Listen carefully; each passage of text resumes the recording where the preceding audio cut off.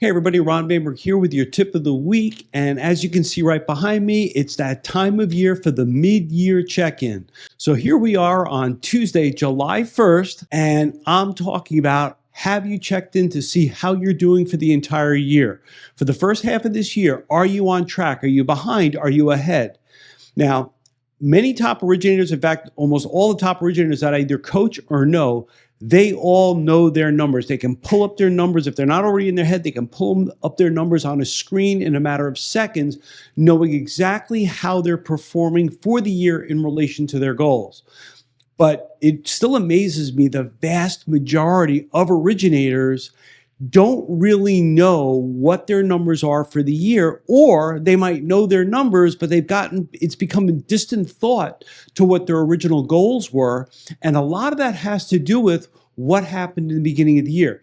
In the beginning of the year, so many originators have set their goals, but then they find within a week, 2 weeks, a month, 2 months, they're off track. And what many originators do is when they get off track on their goals, they stop tracking and they just become very transactional. They don't sit there and constantly measure where they are versus where they said they were going to be. Now, you can make money without doing that, but you should always have a way to measure yourself. And my tip today is just simply mid-year. I've been doing this for as long as I can remember, as far as putting tips out, halfway through the year, take a look. If you haven't been tracking, if you haven't been looking, take a look at where you are versus where you said you were going to be. And if you're on track, great. If you're ahead of track, even better.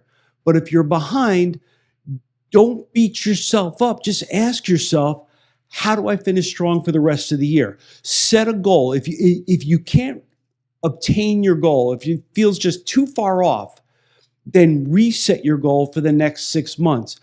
It's mind-blowing how so many originators will not reset their goals in the middle of the year. They just kind of abandon it and become transactional, and I don't want you to do that.